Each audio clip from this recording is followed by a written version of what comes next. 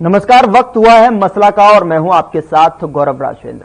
हरियाणा में नई सरकार के शपथ ग्रहण के 3 दिन हो गए हैं और मंत्रियों को विभागों का जो है आवंटन भी हो गया है। मुख्यमंत्री नायब सिंह सैनी ने गृह एवं वित्त सहित प्रमुख विभाग अपने पास रखे हैं, जबकि अनिल विज को ऊर्जा और परिवहन विभाग का जिम्मा दिया गया है।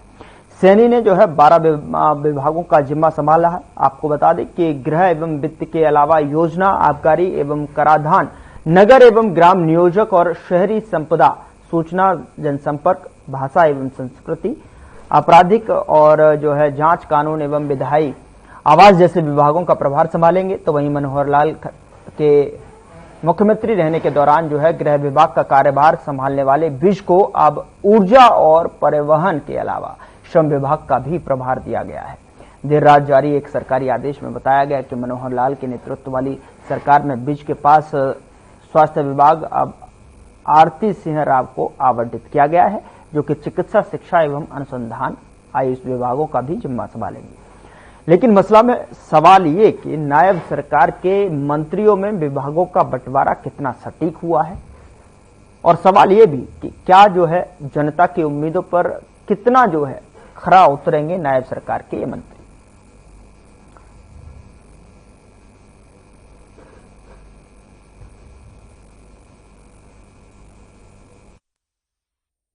सैनी जी को बधाई देता हूं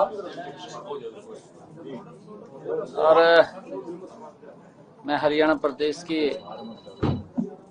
सभी लोगों का दिल से बहुत बहुत धन्यवाद करता हूं, जिन्होंने एक बड़ा बहुमत भारतीय जनता पार्टी के पक्ष में तीसरी बार दिया है। देश के यशस्वी प्रधानमंत्री आदरणीय नरेंद्र मोदी जी और डबल इंजन सरकार की सरकार ने ट्रांसपोर्ट डिपार्टमेंट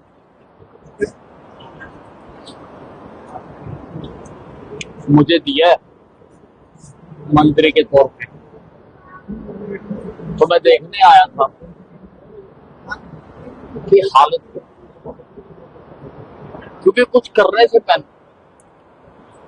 देखना पड़ता, बहुत बुरा हाल। जो जगह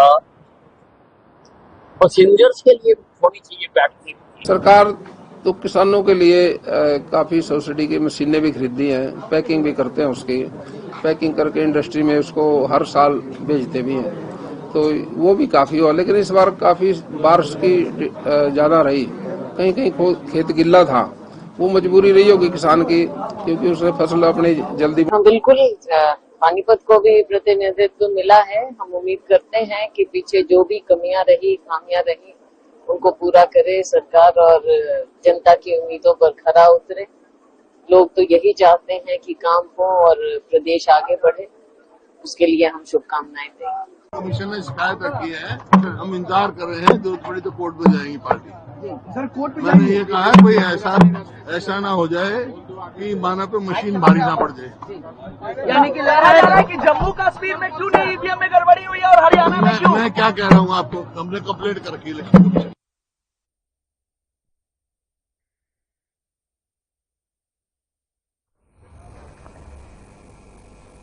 तो मसला में चर्चा की शुरुआत करें उससे पहले जो है गेस्टों का जो है परिचय मैं आपके साथ करा देता हूं। हमारे साथ जो है बीजेपी की तरफ से वैशाली तोमर जी जुड़ रही हैं, प्रवक्ता के तौर पर स्वागत है मैम आपका। कमल हांडा जी हैं कांग्रेस प्रवक्ता, बहुत स्वागत है मैम आपका भी। अभिता द्वाजी प्रवक्ता हैं आम आदमी पार्टी की तरफ से, बहुत स्वागत है आपका भी। कृष्ण कुटेल जी हैं प्रवक्ता इनेलो की तरफ से हमारे साथ जुड़ रहे हैं, बहुत स्वागत है।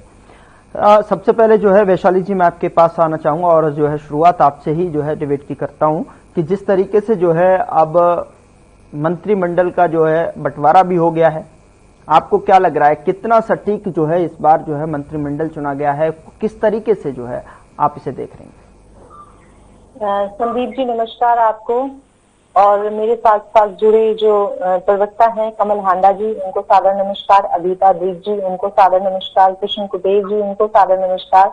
और साथ ही साथ जनता का सहृदय से धन्यवाद भी करती हूँ और उनका आभार प्रकट करती हूँ। जी देखिए, ये जो मंत्रिमंडल का विस्तार हुआ है। बस मैं ये कहना चाहूंगी बहुत बखूबी तरीके से किया गया है। एवरीवन एडजस्टमेंट वेरी स्किलफुली और वेरी केयरफुली।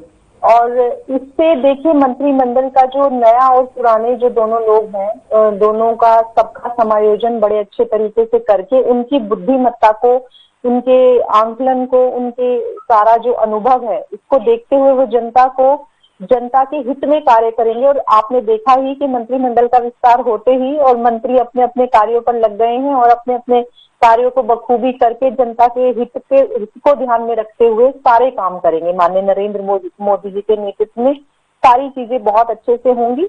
और ये एक तरह से संदीप जी मैं आपको बताऊंगी, सीएम का खुद का फैसला होता है कि वो किसे क्या क्या मंत्रालय दें और किस विभाग का किसको काम करने के लिए दिया जाए। और मेरे हिसाब से भी और साथ ही साथ सभी पार्टी के जो वरिष्ठ लोग हैं उनके हिसाब से सारे मंत्रालय का जो विभाजन किया गया है, सारे मंत्रालय जो दिए गए हैं वो बहुत अच्छे से दिए गए हैं।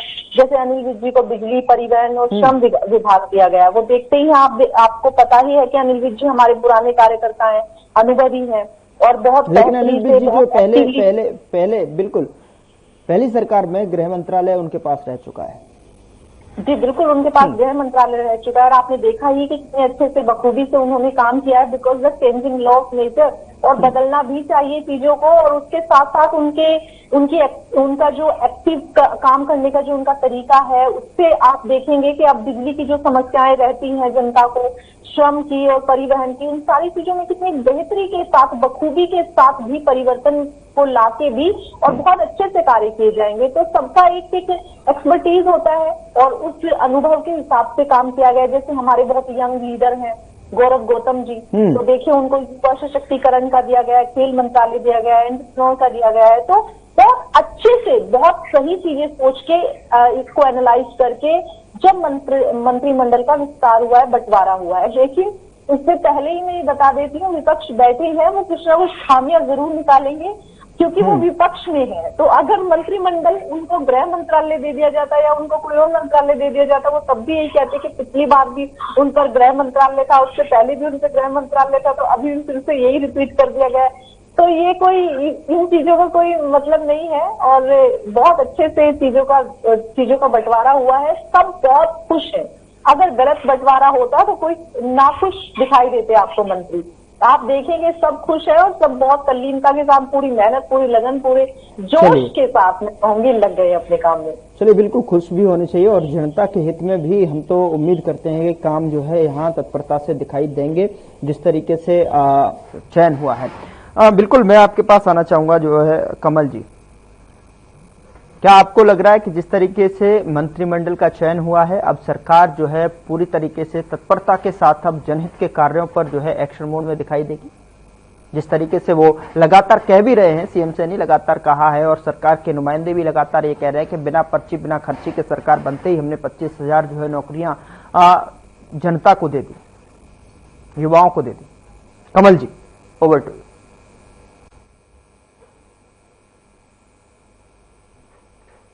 कमल जी, मेरी आवाज आप तक पहुंच पा रही है?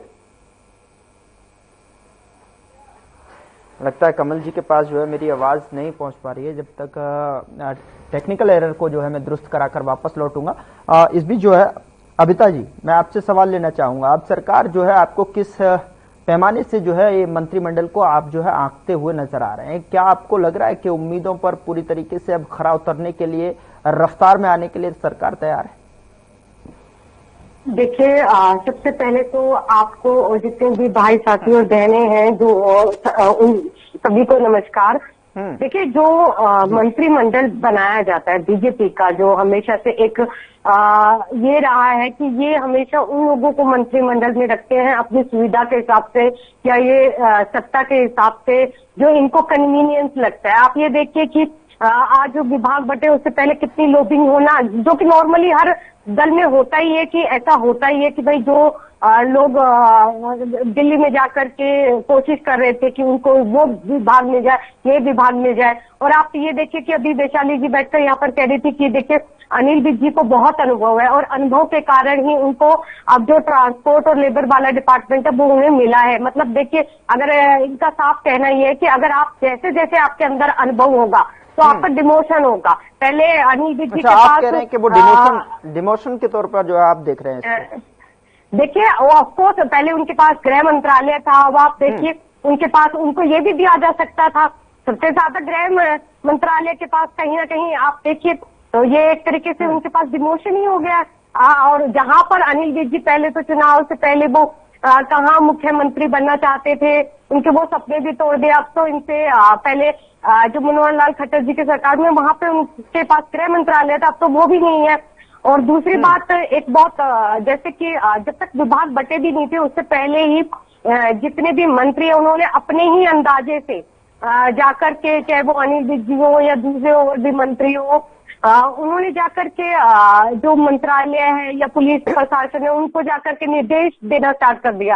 तो पहले तो डिसाइड, पहले ये बीजेपी जो ये बोलते हैं कि हम बड़े डिसिप्लिन वाली पार्टी, तो आपके मंत्रियों को थोड़ा वेट करना चाहिए था, विभाग उनको मिल जाए और उस हिसाब से जाकर के आप निर्देश दे। तो इन्होंने तो पहले ही स्टार्ट कर दिया ताकि हमको असुरक्षा की भावना थी कहीं उनसे कोई डिपार्टमेंट न छूट जाए। रही बात, देखिए मेरे आम आदमी पार्टी मुख्य रूप से दो चीजों पर बहुत अच्छे से काम करती है, एक शिक्षा और एक स्वास्थ्य को लेकर के। तो मेरा ध्यान हमेशा इस बात पर रहेगा कि जो शिक्षा का मॉडल है जिस पर महिपाल ढांडा जी हैं जहाँ पर, और जो हॉस्पिटल के लिए है आरती राव जी, वो कैसा काम कर पाते, क्योंकि आज जो हरियाणा में व्यवस्था है इन दोनों ही चीजों की वो इतनी खराब है। हम ये देख चुके हैं कि जो अस्पताल है किस तरीके से मामला आया था कि टॉर्च की लाइट में एक महिला ने बच्चे को, नवजात बच्चे को जन्म दिया था। तो इस तरीके की चीजें जो परेशानियां हैं, और आयुष्मान कार्ड बन गया बट लोगों का इलाज उससे नहीं हो रहा है, सरकार पैसा नहीं दे रही है, और साथ में शिक्षा, देखिए कि स्कूल दिन पर दिन बंद होते जा रहे हो। ठीक है अबिता जी, जो है मैं आपके पास वापस लौट रहा हूँ। बिल्कुल आपके जो है सवाल का भी जो है मैं वैशाली जी से जो है जवाब लूंगा, प्रतिक्रिया लूंगा, रिएक्शन भी जरूरी है, सवाल उठ भी रहा है और आपने उठा भी दिया सवाल जो है चर्चा के दौरान कि क्या ये डिमोशन के तौर पर देख रहे हैं, लेकिन जो है पार्टी के अंदर सब कुछ ठीक चल रहा है और सब कुछ अच्छे तरीके से, और जिन्हें जो मंत्री भार दिया गया है, मंत्री पद दिया गया है, वो अपने एक्टिव मोड में भी धरातल पर दिखाई भी दे रहे हैं। जिस तरीके से आज जो है अनिल विज वहां पर गए जो है दौरा करने के लिए, देखा उन्होंने, और जो है यहाँ गौरव गौतम का भी आपने जिक्र किया और वैशाली जी ने भी, तो वो भी अब जो है एक्शन मोड में। हालांकि इसका जवाब मैं वैशाली से लूंगा, लेकिन कमल जी मैं आपके पास आना चाहूंगा। कमल जी आपसे प्रतिक्रिया चाहूंगा कि जिस तरीके से जो है सरकार की तरफ से जो मंत्रियों को उनका मंत्रिमंडल सौंपा गया है, कार्यभार पदभार सौंपा गया है, उससे जो है आपकी सूची के आपके मापदंड के हिसाब से, दृष्टिकोण के हिसाब से जो है किस तरीके से सरकार जो है आने वाले समय में रोडमैप के साथ काम करती नजर आएगी, जनहित के साथ में काम करती नजर आएगी, आपका क्या पहला प्रतिक्रिया क्या रहेगा? जी गौरव जी, आपको नमस्कार, मेरे पैनलिस्ट को भी मेरा नमस्कार, आपका चैनल देखने वालों को भी मेरा सादर नमस्कार। मैं हमेशा कुछ ना कुछ कोटेशन को लेके ही चलती हूँ जिससे मैं स्टार्ट करती हूँ मैं। हाँ जी, इसमें है वो, जस्ट मोमेंट जी। 70 साल के भ्रष्टाचार ने लोगों की इतनी कमर नहीं तोड़ी, 70 साल के भ्रष्टाचार ने लोगों की इतनी कमर नहीं तोड़ी जितनी 10 साल की ईमानदारी ने तोड़कर रख दी है। दूसरी बात, बदलते भारत में बढ़ता ड्रग्स का धंधा, उसके ऊपर कोई बात नहीं करता। बदलते भारत में बढ़ता ड्रग्स का धंधा अमृतकाल में महत्वपूर्ण है चंदा। खैर, तो ऐसा है सर, इन्होंने जो आपने देखा होगा कि 12 मंत्रालय नायब सिंह सैनी ने अपने पास रखे हैं जो कि केंद्र के अधीन रहेंगे, आप मुझसे दिखवा लीजिए। उसमें आपका सारा तंत्र भी आ जाता है, चाहे वो प्रचार तंत्र हो, चाहे आपका पुलिस तंत्र हो, सब कुछ उसके अंदर आ जाता है। जो भी होम मिनिस्ट्री खुद रखी तो नेचुरल बात है, पुलिस भी उनके अंडर ही है। ओके, और एक मैं देख रही थी, मैं कितना उनको विभाग दिया, 13वें नंबर पे लिखा हुआ था अगर कोई और विभाग भी बच गया है वो भी नायब सिंह सैनी को मिलेगा। मैं बड़ी हैरान हुई, मैंने कहा इनको पता ही नहीं चलता ये कर क्या रहे हैं। और एक खबर थी दैनिक भास्कर की, मैं वो शेयर करना चाहूंगी जरूर, कि जो ये 21 महिलाओं को देने को कह रहे थे, अपनी बात से बीजेपी हटी। और ये भास्कर की खबर है सर, आप दिखा दीजिए। महिलाओं को जो हर महीने 2100 रुपए देने थे उससे पीछे हटी, कहते हैं अभी तो 5 साल बाकी है, आखिरी साल में देंगे, ताकि आखिरी साल में लोगों को फिर भटका सके कि हम आपको 1500 रुपए 2100 रुपए देंगे, और फिर वो जो है कहीं ना कहीं से गुमराह करके जनता को उनके वोटों पर ये डाका डाल सके, जैसे इन्होंने अभी भी डाला है डाका।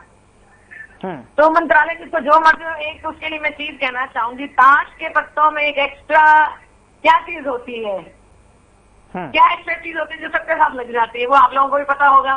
जब सारे के सारे वैसे भरे हुए आप ताश के पत्ते फेंको, जब सारे एक जैसे हैं तो फिर क्या फर्क पड़ेगा, काम किसी ने नहीं करना। अभी शुरू की शोशेबाजी है, दिखावापन है, और ये आपको भी पता है गौरव जी, मुझे भी पता है, हमारी प्रवक्ता बहनों को भी पता है, भाई को भी पता है कि पिछले 10 सालों में कोई काम नहीं हुआ। डाका जरूर डाला गया इलेक्शन कमीशन के माध्यम से वोटों पर, कैसे 61.19% से 67.9% हुआ, जिसमें 13-14 लाख वोटों का घपले हुई है। ये कह रहे थे ईवीएम पर आप वो उठा देते, जम्मू कश्मीर में क्यों नहीं उठाते, वही आपकी रणनीति का भी हिस्सा हो सकता है, नंबर 1।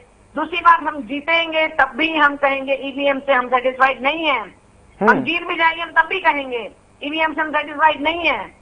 इलेक्शन कमीशन तो वैसे भी इनके इशारे पर काम करता है सर। और दूसरी एक दो बात कहना चाहती थी कि इन्होंने कहा विपक्ष है तो कुछ ना कुछ उल्टा बोलेगा, तो बात ऐसी ये भूल जाती है कि विपक्ष में ये भी थे कभी। इनकी वो जो सिल्ली स्टोल वाली, जिसने एक मरे हुए आदमी के नाम पर लाइसेंस लिया गोवा में, वो कैसे सिलेंडर लेके बैठ जाती थी 5 रुपए पड़ने पर। अब 1100 का सिलेंडर हो गया है, 500 का कब मिलेगा भी पता नहीं, उसका कुछ अभी डिसीजन हुआ नहीं है। वो 5 रुपए बढ़ने पर भी सड़क पर बैठ जाती थी, कभी प्याज की माला पहनकर, कभी कुछ करके।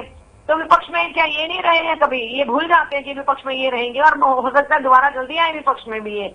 और ये विपक्ष को, लेकिन एक चीज मैं जरूर कहना चाहूंगी आपके चैनल के माध्यम से कि विपक्ष को जिस तरीके से इन्होंने दुश्मन की तरह से ट्रीट किया है कि खत्म कर दो विपक्ष ही नहीं, इनको सत्ता चाहिए, इनको और कुछ नहीं चाहिए, इनको ये कि अपना खूब पैसा लूटो, जनता का खूब टैक्सेस लगाओ और जनता को लूटो और गुमराह करो। प्रचार तंत्र से, प्रिंट मीडिया से, पिक्चर मीडिया से, हर तरीके से इन्होंने गुमराह करा, और दुष्प्रचार करने में हरियाणा के चुनावों में ये सफल भी रहे कुछ हद तक। लेकिन एट द सेम टाइम बहुत सारी चीजें हैं, 20 हम सीटों पर दोबारा मांग भी कर रहे हैं री इलेक्शन की। देखते हैं सुप्रीम कोर्ट क्या फैसला देता है, लेट्स वेट एंड वॉच।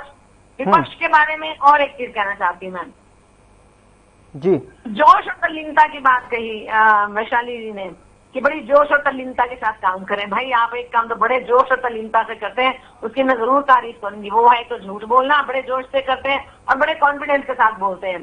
दूसरा, आप तल्लीनता के साथ अभी शुरू की शोरशेबाजी दिखाएंगे, हम कुछ कर रहे हैं, लेकिन धरातल पर जब चीजें उतरेंगी ना वैशाली जी, तब पता चला जाएगा, तब आपको आईना दिखा पाएंगे अच्छे से। थोड़ा दिन तो हो जाने दीजिए। एक चैनल पर और मैंने सर डिबेट कर रही थी गौरव जी, उसमें वो कह रहे थे नई दुल्हन है, यानी कि अभी नई सरकार बनी है। तो मैंने मन में एक बात आई, मैंने कहा ये दुल्हन तो पहले 6 महीने का हनीमून मना चुकी है, फिर कहाँ से नई दुल्हन हो गई है जो नई सरकार बनी है। बस इतना ही कहना चाहती हूँ। ठीक है मैं आपके पास लौटूंगा, जो है आपकी सारी प्रतिक्रियाओं का जवाब वैशाली जी से लूंगा। कृष्ण कुटेल जी को भी इन्वॉल्व करते हैं। कृष्ण जी, आप कितनी बातों से जो है सहमत हैं यहाँ पर प्रवक्ताओं से, और आपकी प्रतिक्रिया क्या रहेगी? जो है मंत्रिमंडल जहाँ पर बांटे हुए यहाँ पर जो है सरकार दिखाई दे रही है, और जो है जिस तरीके से जनता की जो अपेक्षा है सरकार से, क्या वो आने वाले दिनों में जो है पूर्ण होती हुई दिखाई देंगी? क्योंकि जिस तरीके से दावा यहाँ पर नायब सैनी लगातार कर रहे हैं कि बिना पर्ची खर्ची के जो है हमने जो है 25,000 नौकरियां अभी युवाओं को दी हैं, और उससे कहीं ना कहीं कांग्रेस के सपने जो है चकनाचूर होते हुए नजर आ रहे हैं, क्या कहें? देखिए गौरव जी, सबसे पहले तो मैं आपको नमस्कार करना चाहूंगा, जो मेरे साथ पैनलिस्ट हैं उनको भी मेरा प्रणाम। और रही सरकार की बात कि अभी नई सरकारें की बनी है, वैसे तो 10 वर्षों तक जो है कि इन्होंने हरियाणा प्रदेश के अंदर जो है कि शासन चलाने का काम किया है, और आपने देखा है कि प्रतिदिन जो है कि कहीं ना कहीं जो है कि सरकार की ओर से एक्सीडेंट वो नजर आता था, चाहे वो सरपंचों का मामला हो, चाहे वो किसानों का मामला हो, चाहे वो महिलाओं के बारे में हो, चाहे नगर निगम का मामला हो, तो कहीं ना कहीं जो है कि वो एक्सीडेंट जो है कि हमें नजर आता था, और जिसमें हम जो है कि बड़ी प्रमुखता से जो है कि आवाज उठाने का काम करते थे। लेकिन भारतीय जनता पार्टी ने जो है कि जिस प्रकार से जो है कि समाज को बांट करके जो है कि अपने पाले के अंदर जो है कि वो गेम जो खेलने का काम किया है, तो उससे अब फिर दोबारा जो है कि इनके सामने काफी चुनौतियां हैं इस हरियाणा प्रदेश को लेकर के, और मुख्य रूप से विकास को लेकर के और यहाँ पर जो है कि बैकवर्ड कम्युनिटी से जो है कि क्योंकि बड़े जो है कि डंके की चोट पे जो बोलते कि हमने रामराज जी जब भी डिबेट में आते हैं वो तो पूरा जोर शोर से बोलते कि हमने बैकवर्ड को जो है कि मुख्यमंत्री बना दिया है। लेकिन बैकवर्ड का मुख्यमंत्री तब हम समझेंगे कि जब जो कि बैकवर्ड कम्युनिटी का जो बैकलॉग है 64,000 नौकरियां जो है जो खाली पड़ी है उनको भरने का काम करेंगे। और दूसरा जो है कि यहाँ पर हम देखते हैं कि जो मंत्रिमंडल का इन्होंने जो विस्तार किया है और जो कि पहले भी लोगों के मंत्री रहे, पहले कुछ पुराने चेहरे कुछ नए चेहरों को जो है कि इन्होंने सम्मिलित किया है और ये कहाँ पर जो है कि ये सफल असफल थे ये तमाम बातें जनता के सामने भी है और आप इस बात को समझते हैं। और यहाँ पर जो एक शराब घोटाला जो है कि बड़ा पैमाने पे हरियाणा प्रदेश के अंदर हुआ था और वो डिपार्टमेंट में मुझे लगता है कि खुद सीएम साहब के पास है कि उसके अंदर जो है कि वो क्या जवाबदेही जो है कि उसके अंदर क्या रहेगी और किस प्रकार से जो है कि उसको पूरा करने का काम जो है कि वो मुख्यमंत्री महोदय जो है कि वो करेंगे।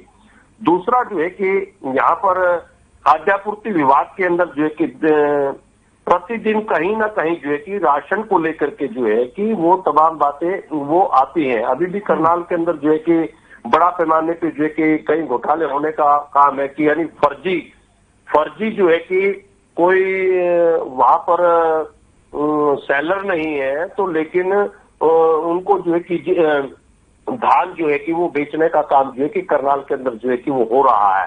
ये सामने सबके सामने है। तो ये आप देखते हैं कि नागर साहब को जो है कि खाद्यापूर्ति विभाग दिया है तो वो कितना इसके अंदर जो है कि एक जो है कि प्रबल कदम उठाने का जो है कि वो काम करेंगे। दूसरा जो है कि पंचायती राज के अंदर जो है कि पहले भी जो है कि सरपंचों को जो है कि ग्रांट देने के मामले के ऊपर जो है कि टकराव की स्थिति में रहे सरपंच और कृष्ण कुमार जी को शायद पंचायती विभाग जो है कि वो दिया है। तो देखते हैं कि वो कितना जो है कि इसके अंदर भी वो सफल होंगे या नहीं होंगे। और दूसरा हमारे साथी थे श्याम सिंह राणा जी, हमारे साथ भी काम किया और मैंने भी जो है कि हमने इकट्ठा आदमपुर के अंदर भी काम किया, हम एक ही रूम में रहते थे। और जो है कि श्याम सिंह राणा जो है कि ज्यादातर किसानों के बारे में जो है कि वो बातचीत करते थे, लेकिन मैं कहता हूँ उनके सामने एक बहुत बड़ी चुनौती है। कृषि मंत्री उनको बनाया है तो वो कितना जो है कि किसानों के जो है कि वो हितैषी रहेंगे और कितना किसानों के प्रति जो है कि वो लाभार्थी योजनाएं जो है कि वो लेकर के आएंगे, कितना खाद के ऊपर सब्सिडी देने का वो काम करेंगे, अपने विभाग के अंदर जो है कि वो कितना इजाफा जो है कि वो करेंगे। दूसरा अरविंद शर्मा जी को जो कि सहकारिता विभाग जो दिया गया है, सहकारिता घोटाला यहाँ पर हुआ, हम देखते हैं कि वो कितने सच्चे आदमी है, कितने मान ले वो जनता के हितैषी हैं कि वो जो सहकारिता घोटाला यहाँ पर हुआ है तो उसके अंदर वो कितने प्रबल जो है कि कदम उठाने का जो है कि वो काम करेंगे। शायद विपुल गोयल जी को जो है कि नगर निगम वगैरह का दिया हो या सीएम साहब के पास है। और ये तो जानते हैं जो भी मंत्री से संबंधित है और निगम के जो है कि यहाँ पर कहीं पर स्ट्रीट लाइट का घोटाला है, कहीं पर सफाई के नाम पर ठगोरी का काम है, कहीं पर जो है कि स्मार्ट सिटी के नाम से जो है कि बड़ा पैमाने पे ठगी हुई है। और ये तमाम बातें जो है कि सामने है और जो है कि अब ये बीजेपी को देखना है कि वो जनता के हित के में कितने जो है कि वो काम जो है कि कर पाएगी, चाहे वो कानून व्यवस्था की बात हो, चाहे वो महिलाओं के सम्मान की बात हो। ये तमाम बातें जो है कि शिक्षा का मामला है, स्वास्थ्य के बारे में है, यानी आयुष्मान कार्ड के बारे में जो हॉस्पिटल के अंदर जाते हैं, हॉस्पिटल के अंदर जाते हैं। और साथ ही सवाल भी वैशाली जी से लेंगे। एक छोटे से ब्रेक के लिए यहाँ पर मुझे रुकना होगा और ब्रेक के उस पार जो है वैशाली जी से सवाल सीधा करेंगे और जिस तरीके से मेहमानों ने और जिस तरीके से चर्चा में उन्होंने प्रतिक्रियाएं दी हैं वो कितना ताल्लुक इनसे रखती हुई नजर आएंगी और किस तरीके से जो है सवालों का जवाब देंगे। उनसे एक छोटे से ब्रेक के बाद वापस लौट रहे हैं।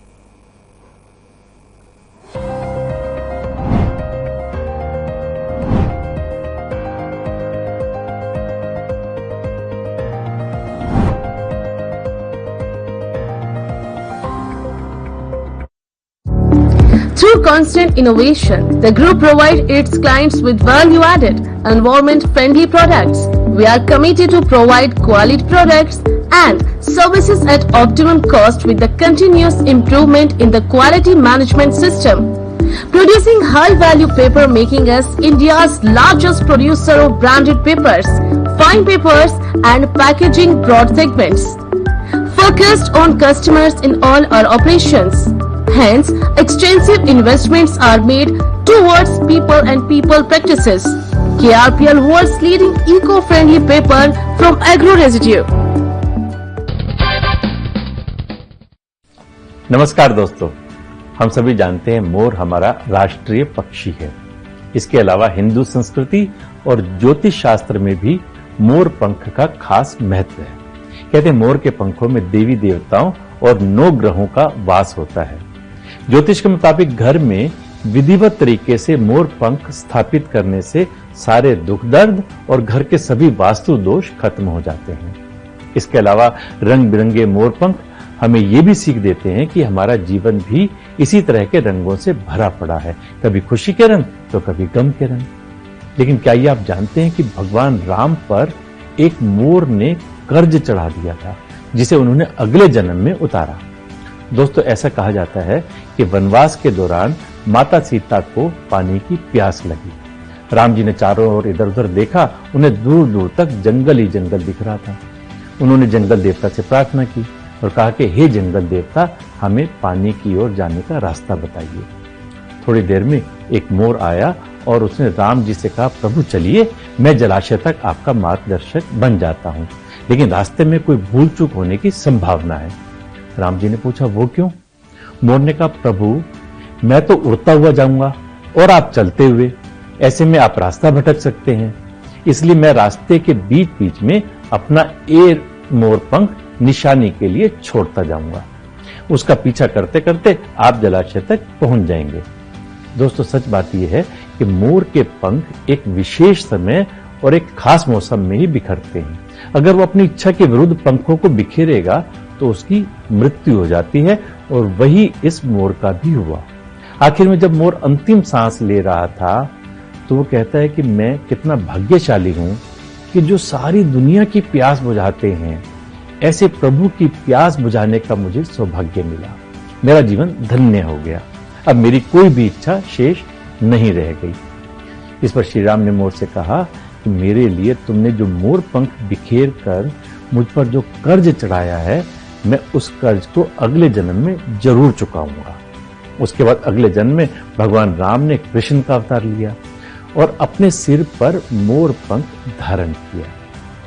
आप भी मोर में प्रभु राम और श्री कृष्ण के दर्शन कर सकते हैं और साक्षात मोर पंख को अपने मंदिर में सजाकर आशीर्वाद प्राप्त कर सकते हैं। मैं पिछले हफ्ते जयपुर जिस स्थान पर गया, वहां कम से कम 200 मोर थे, जिनके साथ रहने का आनंद और सौभाग्य मुझे मिला। इसलिए सारी जानकारी एकत्र करके आपसे साझा की। आप भी जब कभी मोर को देखें तो ओम नमो भगवते वासुदेवाय मंत्र बोलकर ये अनुभव कर सकते हैं कि आप भी साक्षात कृष्ण जी के दर्शन कर रहे हैं। सच में ये मोर पंख इतना भी सुंदर ना होता, कृष्ण, अगर ये तेरे सिर पर ना सजा होता। नमस्कार।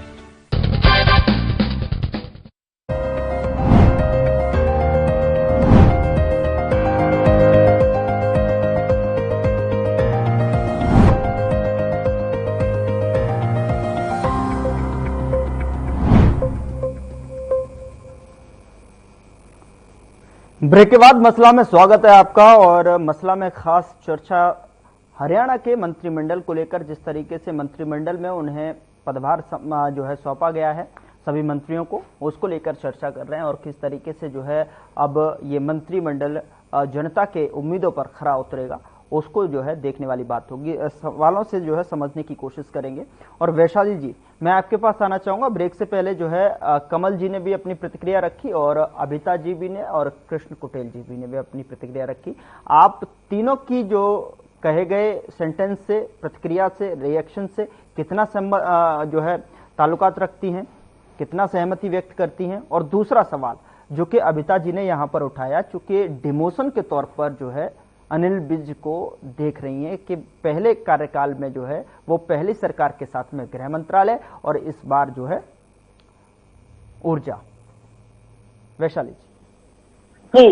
गौरव जी, मैंने सारी चीजें ध्यान से सुनी, अभिता जी की भी, कमल जी की भी और कृष्ण कुटेल जी की भी। मैंने सारी चीजों को सुना। जी, अबीता जी ने जिस तरह से हमारी सरकार पर आरोप लगाए, मैं उनको बताना चाहती हूँ 31 साल में पहली बार 7,000 करोड़ के डेफिसिट से दिल्ली का आर्थिक बजट है।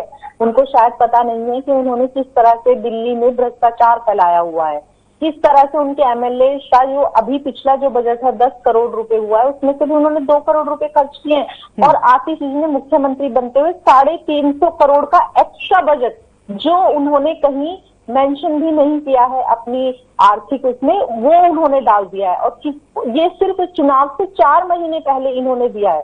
7,000 करोड़ के घाटे में चल रहा है।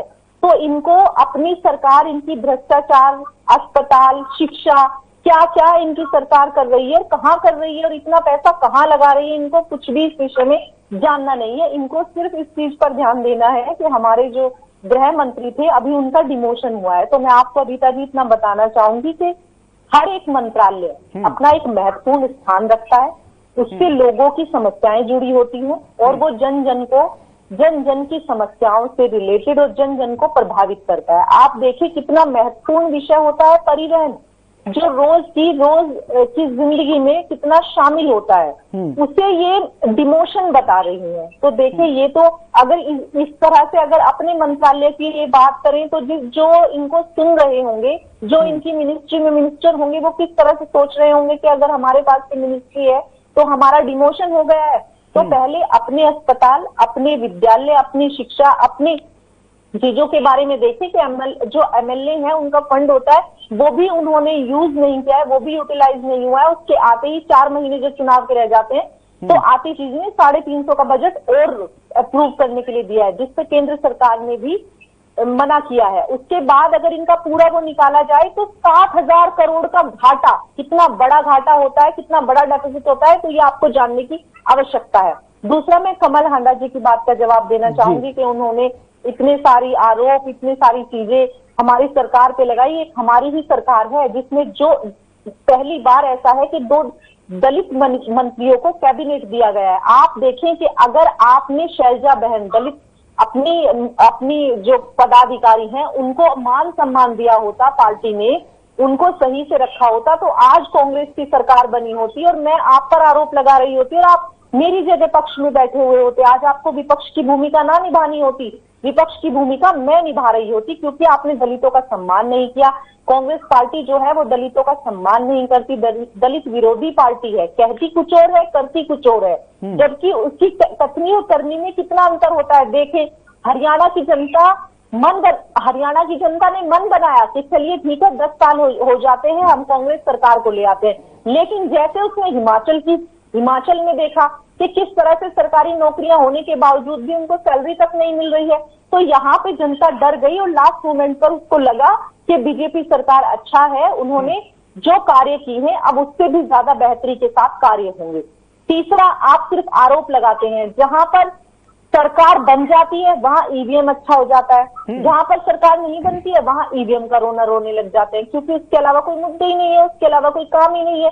आजकल की जनता, आजकल का एक छोटा सा बच्चा भी इतना अवेयर है कि इसके आसपास क्या हो रहा है, क्या नहीं हो रहा है, वो जानता है क्या सही है क्या गलत है। आज गौरव जी, मैं आपको बताऊं कि अगर आप अपने छोटे से बच्चे को भी बताओगे कि ये काम नहीं करना है, तो उस पर भी वो बहस करेगा आपसे, आपको बताएगा, टेक्निकल चीजें जानना चाहेगा, क्यों करना है क्यों नहीं करना है। तो ऐसे जनता को, भोली भाली जनता को कोई बहला फुसला नहीं सकता। हमने 10 साल सरकार में अच्छे काम किए, किसानों के, जवानों के, महिलाओं की सुरक्षा के हमने काम किए। पहले देखें 3 थाने थे, ये महिलाओं की सुरक्षा की बात करते हैं, 33 महिला थाने खुले हैं। तो काम इस तरह से हुए, तभी जनता ने बीजेपी सरकार को चुना है। और विपक्ष में अगर मैं भी कमलेश हांडा जी की जगह होती तो जाहिर सी बात है मैं भी कुछ ना कुछ खामियां जरूर निकाल रही होती। जैसा इन्होंने बताया कि हमारी सरकार, जब विपक्ष में कांग्रेस सरकार थी तो हमारे सरकार की कुछ नेता किस तरह से सिलेंडर को लेकर बैठ जाया करते थे। तो अब जो है जनता सब जान गई है कि ये एक सिर्फ दिखावा होता है। जब हम विपक्ष में होते हैं तो कुछ ना कुछ खामियां हमें जो सरकार अभी काम कर रही होती है उसमें निकालनी होती है। तो अब जनता को कोई खासी फर्क इस बात से नहीं पड़ने वाला है। तीसरी बात रही कृष्ण कुटेर जी की। कृष्ण कुटेर जी ने कहा कि जितने महकमे हैं उसमें से देखते हैं कि कौन से काम कितनी बेहतरी के साथ होंगे। बिल्कुल सही इनकी बात रही है। अब मंत्रियों को अपनी योग्यता साबित करनी है। कुछ अनुभवी हैं, कुछ नए हैं, लेकिन मेरा पूर्ण विश्वास है अपनी पार्टी पर, अपने पार्टी के मार्गदर्शन पर, अपने नेतृत्व पर, क्योंकि हमारे यहाँ पर हमारी पार्टी की नीति और रीति इस तरह की है, जब कार्यकर्ता को, मैं अभिता जी की बात से इस बात से सहमत रखती हूँ, क्योंकि उनकी पार्टी में पद को पोस्ट की तरह देखा जाता है, लेकिन हमारी पार्टी में, बीजेपी पार्टी में पद को जिम्मेदारी की तरह देखा जाता है। तो इसीलिए ना ही तो कोई मंत्री नाराज है और ना ही कोई कार्यकर्ता नाराज है कि किसको क्या मंत्रालय मिले, किसको क्या मंत्रालय नहीं मिले। अगर हमारी पार्टी के मंत्री, हमारी पार्टी के कार्यकर्ता, हमारी पार्टी का शीर्ष नेतृत्व, हमारी पार्टी का एक छोटा सा कार्यकर्ता भी ये उम्मीद करता है, ये विश्वास रखता है कि अगर वो अच्छे से कार्य कर रहा होगा तो कहीं ना कहीं उसे माननीय नरेंद्र मोदी जी की नजरें, कहीं ना कहीं हमारे शीर्ष नेतृत्व उसे देख रहा होगा। संगठन सबको देखता है, सबकी कार्यशैली को देखता है, सबकी ईमानदारी को देखता है, सबके अनुभव को देखता है, उसके हिसाब से ही उसको जिम्मेदारी दी जाती है।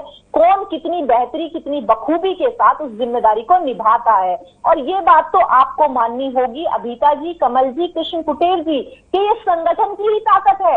ये संगठन की ताकत है कि इच्छा चाहे कुछ भी रही हो, लेकिन जब आदेश होता है, जब निर्णय ले लिया जाता है, तो उस पर सब एक मत होकर, सेवा भाव रखकर, अच्छे मन से आगे बढ़ते हैं, कार्य करते हैं। तो ये भी बहुत बड़ी पार्टी की विशेषता होती है। अगर इतनी बड़ी पार्टी जो एक समुद्र की तरह है, जो अपना विस्तार फैलाए हुए है, इतनी बड़ी पार्टी में सब एक होकर एक मान्य होकर ऊपर अपने शीर्ष नेतृत्व की बात मानकर अपने कार्य को, अपने पद को जिम्मेदारी की तरह निभाते हैं। ठीक है, कमल जी मैं आप ही के पास आ रहा हूँ। ठीक है वैशाली जी, बहुत बखूबी जो है आपने सरल और सलीके से जो है आपने तलवारबाजियां जो है राजनीतिक व्यंग की यहाँ पर कर दी, और बहुत ही प्यार से जो है आपने सभी जो पार्टियों के जो प्रवक्ता हैं, पैनलिस्ट हैं, उनको घेरा भी, और साथ ही साथ उनको बताया कि किस तरीके से जो है जब पदभार मिल गया है तो काम किस तरीके से किया जाएगा, ये जनता के समक्ष जो है ये मंत्रिमंडल तय करेगा, मंत्री चुना गया व्यक्ति तय करेगा। ठीक है, आपने बहुत ही सलीके से जो है राजनीति की कलाबाजियां और तलवारबाजी की, बहुत ही शानदार। कमल जी क्या कहना चाहेंगी, ये कैसे डिफेंड कर रही हैं आप जो है इनकी? देखिए कितने सलीके से जो है आपको भी लपेटे में लिया और अभिता जी को भी घेरे में लिया और कुटेल जी को भी।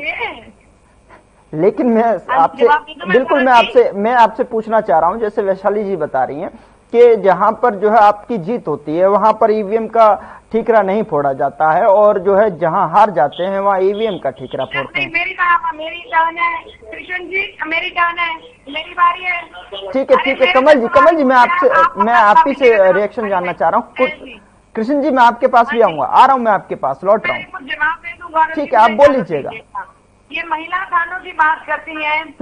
आप कमल जी सुनिए ना, बीच में टाइम बर्बाद मत कीजिए। अच्छा ठीक है। मैं ये कहना चाहती हूँ कि राजीव गांधी जी ने 1992 में 73rd कॉन्स्टिट्यूशनल अमेंडमेंट के अंदर उन्होंने representation from the deprived communities, जो मार्जिनलाइज्ड कम्युनिटीज है, उनको दिया उन्होंने।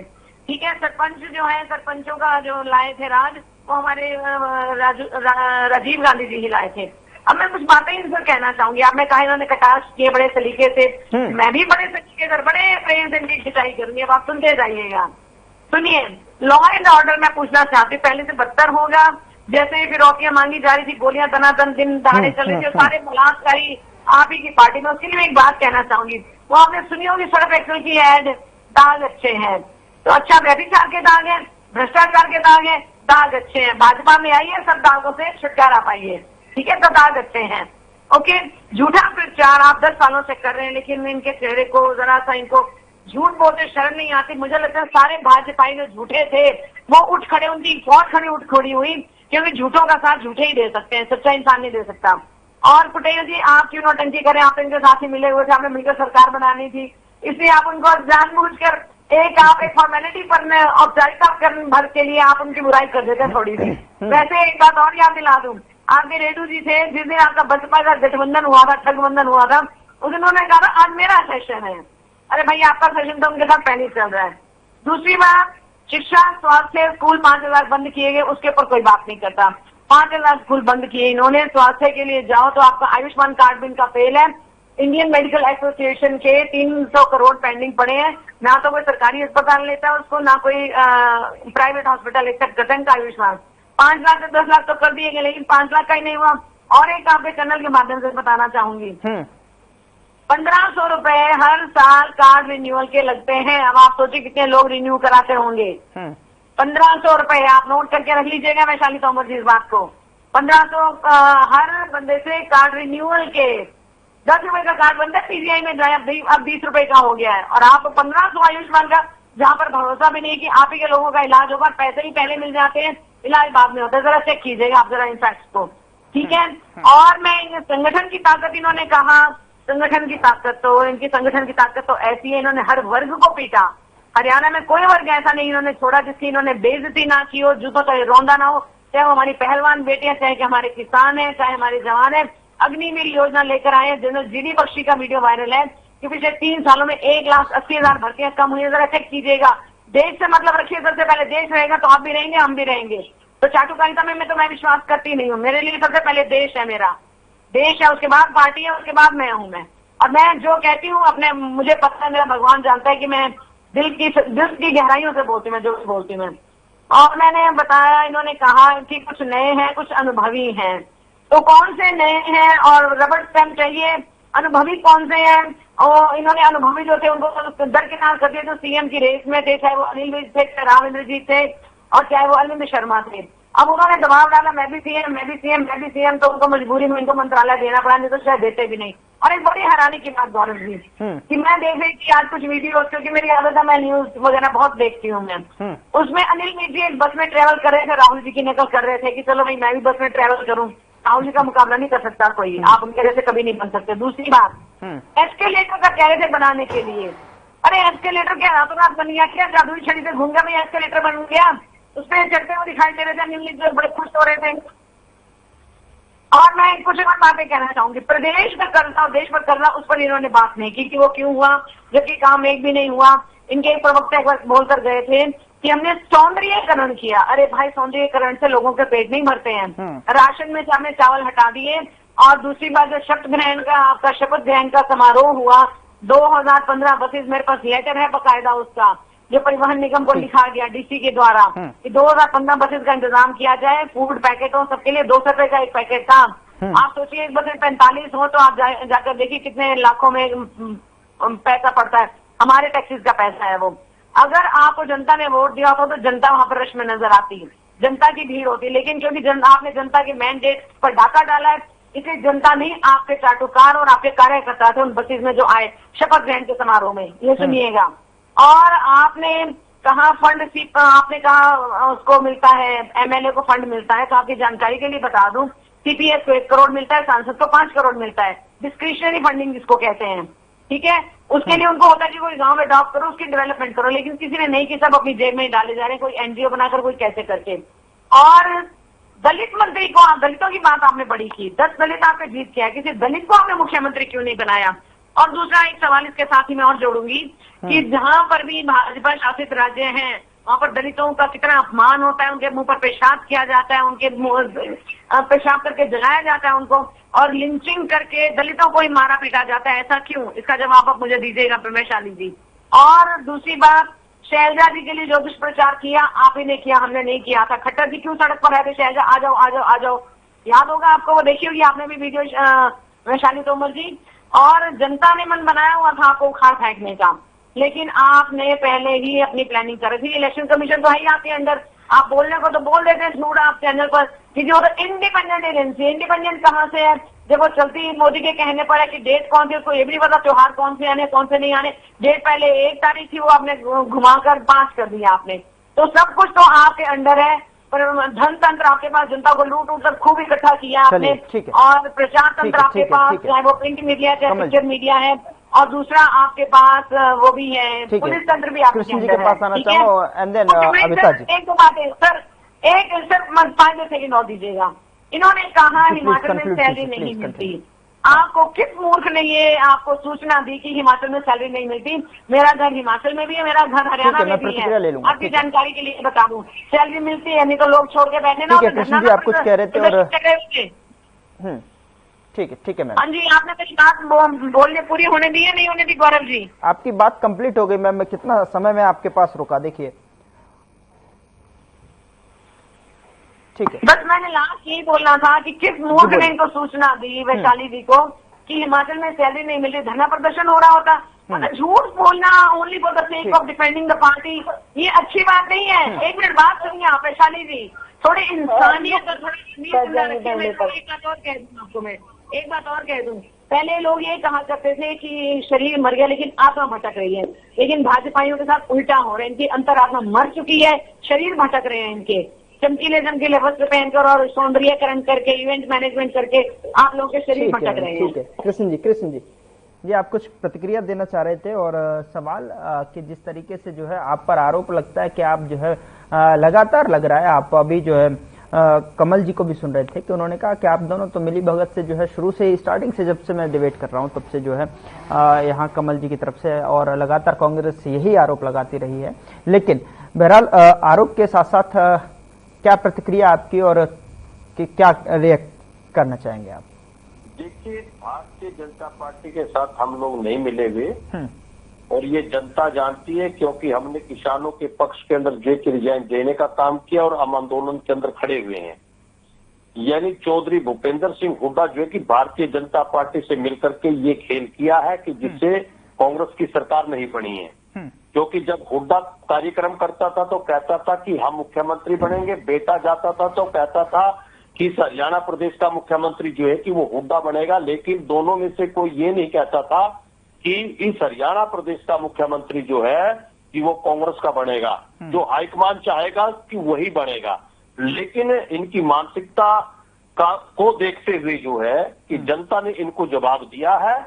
और दूसरा जो है कि यहाँ पर जो मिली भगत का खेल भारतीय जनता पार्टी के साथ इन्होंने किया है, क्योंकि जो कांग्रेस के शासनकाल के दौरान जो है जो गरीब किसानों की जो जमीन हड़प करके जो कि बड़े बड़े बिल्डरों को देने का काम किया था, वो सीबीआई और ईडी की तलवार जो है कि हुड्डा की गर्दन के ऊपर जो है कि वो लटकी हुई थी। और उसके डर से जो है कि उसने जो है कि यहाँ तक जो है कि कमजोर व्यक्तियों को, और मैं कमल हांडा जी को बताना चाहूंगा कि आपकी 43 करोड़ के अंदर जो है कि आपकी टिकट भी की है।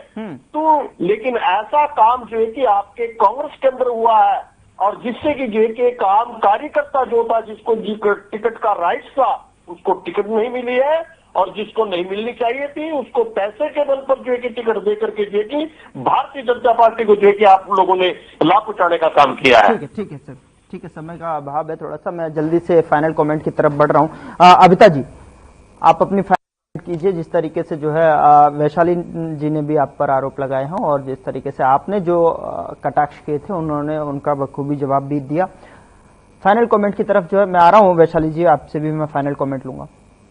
अबिता जी। हाँ जी सर, देखिए अच्छी बात है शालीनता से बात रखनी चाहिए और मेरी उम्मीदें आपसे भी है कि आप भी वैसे ही बात करें। आप जो शब्द यूज कर रहे थे लपेट दिया, तो देखिए सत्य को और ईमानदारी को कोई नहीं लपेट सकता। आम आदमी पार्टी ने जिस तरीके से आपकी राजनीतिक जिस तरीके से शब्दावली है, गौरव जी फिर बताइएगा। जी। तो जिस तरीके से देखिए आतिशी जी ने काम किया है और ये अभी इन्होंने खुद वैशाली जी ने अपने मुंह से माना कि सेंटर ने मना किया है कि आप फंड ना दे, यानी कि आप अपने आप से खुद मान रही हैं कि हमको जब से एमसीडी का इलेक्शन जीता है उसके बाद से इनकी नींद हराम हो गई। गुजरात का इलेक्शन जीतने के बाद जब हमारे 5 एमएलए आ गए, इनको ये लग गया कि बीजेपी से तो जीत ही नहीं पाएगी, तो इन्होंने हमारे मंत्रियों को, हमारे मुख्यमंत्रियों को काम करने नहीं दिया। रही बात, आप ये देखिए कि इनके जो हमारे मुख्यमंत्री है नायब सिंह सैनी जी, उनके पास 12 पोर्टफोलियो है और हमारे मुख्यमंत्री जो हमारी पार्टी में उनके पास एक भी विभाग नहीं था। उसके बावजूद इन्होंने झूठे आरोप लगा करके, जिसमें खुद सुप्रीम कोर्ट ने ये कहा कि ईडी और सीबीआई तोता और मैना है, ये खुद सुप्रीम कोर्ट ने कहा। और रही बात, दूसरी बात, इन्होंने एक बात कही कि विपक्ष का काम होता है कमियां निकालना। आपको विपक्ष का मीनिंग ही नहीं पता। विपक्ष का मतलब होता है कि रचनात्मक आलोचना करना, ताकि वो सरकार को या सत्ता में बैठे लोगों को बताए कि आपको जनता के भले के लिए काम करना है। वो विपक्ष की भूमिका। इन्हें खुद आज ये सत्ता में इन्हें विपक्ष की भूमिका नहीं पता, तो सरकार की में रहकर और सत्ता में रहकर उसकी भूमिका इन्हें क्या पता होगी। तो पहले तो आप ये जाने, आपने खुद माना कि सेंटर ने हमारे कामों को रोक रही है, दिल्ली में हमारे कामों को नहीं करने दिया जा रहा। यही कारण है कि उसके बावजूद भी आप ये देखिए कि आज हमारे सारे मंत्री बाहर हैं। तो आप लोगों ने जितना भी गंदी राजनीति खेली, जनता अपने आप और लोग सब जानते हैं। और आपने एक और बात कही, इन्होंने बोला कि देखिए शैलजा जी रूठी हुई थी, यही कारण है कि ये कांग्रेस जीती नहीं तो अगर ये शैलजा जी को मनाते तो ये बीजेपी विपक्ष में बैठी रहती। तो आप इसका मतलब मानते हो कि दूसरी सरकारों की या दूसरी पार्टियों की हवा थी, आप लोगों ने कुछ गलत किया है, ईवीएम में धोखेबाजी की है, तो आप नहीं मानी। और रही बात आपने संगठन की बात, किस संगठन की बात कर रही है आप? नवीन जिंदल, अजित पवार है, हेमंत बिश्वा, ये संगठन जो आप दूसरे, आपका कुछ संगठन बचा ही नहीं है। आज तो लोग ये पूछते हैं कि बीजेपी का संगठन है या कांग्रेस या दूसरी पार्टियों से लाए नेताओं का संगठन। तो आपके नेताओं का कोई संगठन ही नहीं है, आज दूसरों से उधारी लाए हुए नेताओं का संगठन है। रही बात, इन्होंने एक और बात कही, देखिए जब टिकट का बंटवारा उसके बाद 250 लोगों को जो 250 लोगों ने लगभग इस्तीफे दिए और नाराजगी थी। और ये इनके प्रवक्ता हर बार झूठ बोलकर कहते हमारी पार्टी वैशाली जी फाइनल कमेंट। सब बढ़िया, ऑल इज वेल। मैम समय का अभाव है, प्लीज। मैंने काफी ज्यादा समय जो है प्रत्येक प्रवक्ता को दिया है। वैशाली जी ठीक है समय का बहुत ज्यादा अभाव है, प्लीज। इनका अगर एग्रेशन दिखाना है ना तो युवाओं को दिखाओ जिससे आप नशे का शिकार बना दिया है। स्टार्ट हो जाओगे आप, ये सारा एग्रेशन दिखाना है इस बार के चुनाव में। तो इस बार के चुनाव में जिस तरह से कांग्रेस स्टार्ट हुई है हरियाणा से, आप दिल्ली से स्टार्ट होने वाले मंत्री बनाते हैं 8 बजे, ये कहती है ना कि हमारी पार्टी में सब कुछ ठीक है। बनाया गया, अधिसूचना जारी की गई। कमल जी 5 सेकंड में अगर आप कंक्लूड करना चाहें, कमल जी प्लीज। कमल जी एक सेंटेंस। एग्जैक्टली वो जो खुल्लर को जिसको बनाया गया था इन्होंने चीफ सेक्रेटरी, उसको 8 बजे नियुक्त किया, 12 बजे उसकी नियुक्ति रद्द कर दी गई और ड्राफ्ट बिल फर्दर ऑर्डर। और मैं कुछ कहूंगी, मैं 1 मिनट सुनिए। ठीक है मैम, ठीक है समय का अभाव है इसलिए मुझे माफी के साथ आपको यहाँ रोकना होगा। लेकिन मसला में सवाल यही बरकरार बना हुआ है कि जिस तरीके से नायब सरकार, किस तरीके से क्या रोड मैप होगा, किस तरीके से आने वाले समय में जो आकांक्षाएं, जो अपेक्षाएं यहाँ पर जो है जनता की सरकार के प्रति हैं, नए मंत्रिमंडल से हैं, जिस तरीके से पदभार दिया गया उनको, आगामी दिनों में जो है किस तरीके से रोड मैप के तौर पर जो है जनता के हित में कार्य करते हुए नजर आएंगे, एक्शन मोड में नजर आएंगे, कितने एक्शन मोड में नजर आएंगे, ये सवाल बना हुआ है। फिलहाल मसला में इतना ही। नमस्कार।